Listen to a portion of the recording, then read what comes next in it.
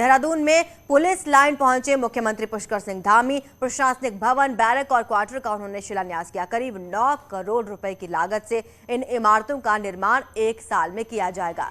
इस दौरान सीएम ने 25 चीता मोबाइल्स को भी हरी झंडी दिखाई। वहीं सीएम ने लोगों को संबोधित किया।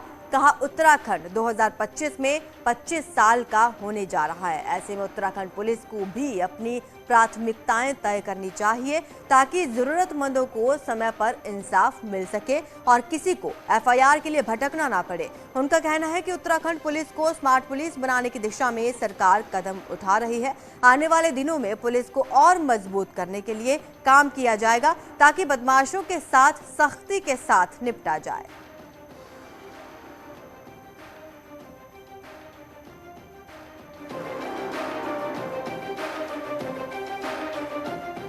क्योंकि पुलिस में अभी चारधाम यात्रा में लगातार हमारे पुलिस के जवान पिछले दिनों कोरोना महामारी में और अब आने वाली जो हमारी कांवड़ यात्रा है, उस कांवड़ यात्रा को सही प्रकार से संचालित करेंगे। उत्तराखंड की पुलिस मित्र पुलिस है और मित्र पुलिस से अपेक्षा है कि आने वाले समय में 2025 में जो हमारा लक्ष्य है, पुलिस विभाग भी अपनी कुछ योजनाओं को लेकर निश्चित रूप से जो हमारी बेस्ट प्रैक्टिस है, उस बेस्ट प्रैक्टिस के रूप में अच्छा काम करेगी। मेरी सभी को शुभकामनाएं।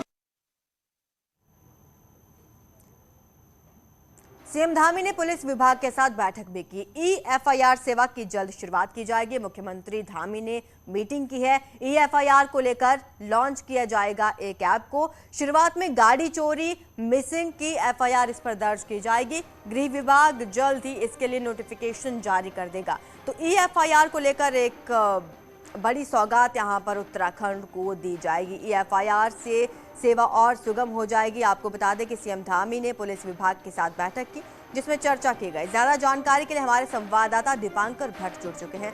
दीपांकर, और किन किन बातों का जिक्र किया सीएम धामी ने, क्योंकि सीएम धामी ने कहा भी था कि पुलिस को और सशक्त बनाया जाएगा उत्तराखंड में।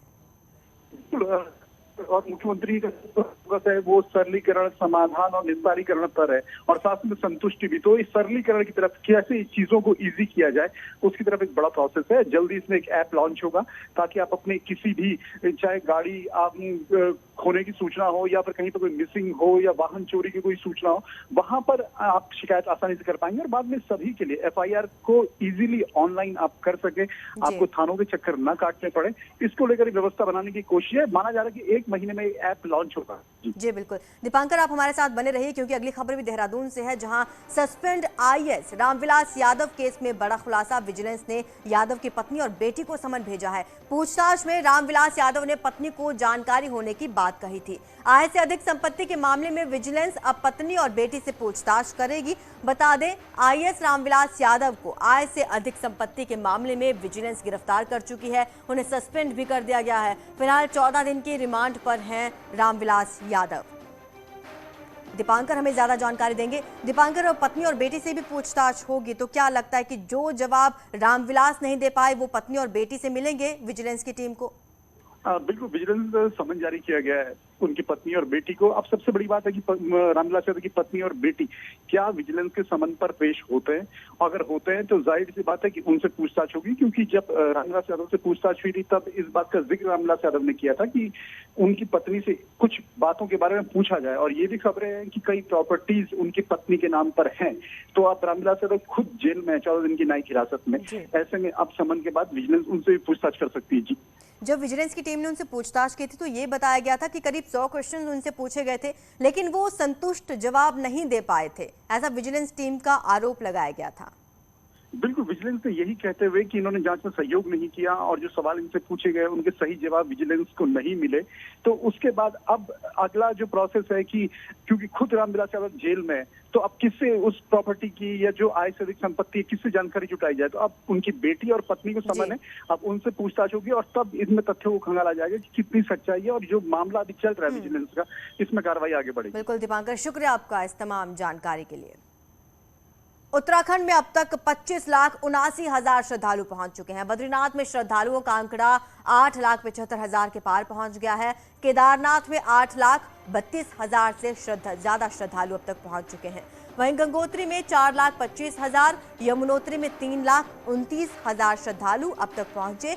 वहीं अगर हेमकुंड साहिब की बात करें, 1,10,000 श्रद्धालु अब तक यहां पर दर्शन कर चुके हैं। तो लगातार यात्रियों का तांता यहां पर लगा हुआ है, लोग लगातार यहां पर पहुंच रहे हैं। मौसम विभाग ने अलर्ट जारी कर रखा है, ऑरेंज अलर्ट जारी है, बावजूद इसके यहां पर लोग लगातार पहुंच रहे हैं। वहीं चारधाम यात्रा के दौरान स्वास्थ्य कारणों से अब तक 239 लोगों की मौत हो चुकी है, जिसमें 76 महिलाएं, 162 पुरुष और एक बच्चा शामिल है। गंगोत्री धाम में 16, यमुनोत्री धाम में 69, बद्रीनाथ में 48 और केदारनाथ में अब तक 104 यात्रियों की मौत हो चुकी है।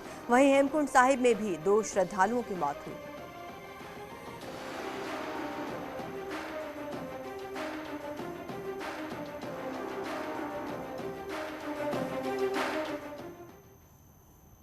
देहरादून से खबर है, मौसम विभाग ने आज प्रदेश भर में आज और कल के लिए भारी बारिश का अलर्ट जारी कर रखा है। विभाग ने उत्तरकाशी, चमोली, बागेश्वर और पिथौरागढ़ के लिए ऑरेंज अलर्ट जारी किया हुआ है। वहीं देहरादून, नैनीताल, चंपावत में कई इलाकों में तेज बारिश की संभावना जताई है। वहीं कल देर रात से ही कई जिलों में रुक रुक कर बारिश हो रही है, लेकिन मौसम विभाग ने अलर्ट जारी कर रखा है। लोगों को यही हिदायत दी है कि घर से बाहर निकलें तो सतर्क रहें, क्योंकि उत्तरकाशी, चमोली, बागेश्वर में ऑरेंज अलर्ट जारी है। भारी बारिश होने की चेतावनी जारी की गई।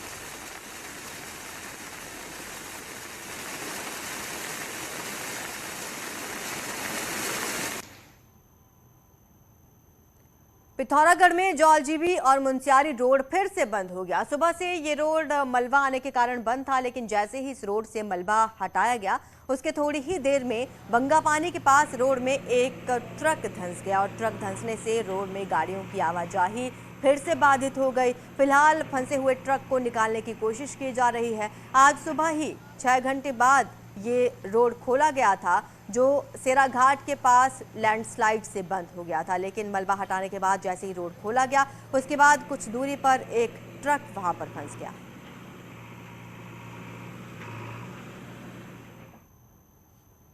बागेश्वर में बारिश के बाद पहाड़ी दरकने से कई रास्ते बंद हैं। बोल्डर और भारी मात्रा में मलबा गिरने से 5 सड़कें बंद हो गई हैं, जिन्हें खोलने का काम लगातार जारी है। रोड बंद होने से गाड़ियों की आवाजाही बंद हो गई है और लोगों को खासी परेशानी का सामना करना पड़ रहा है।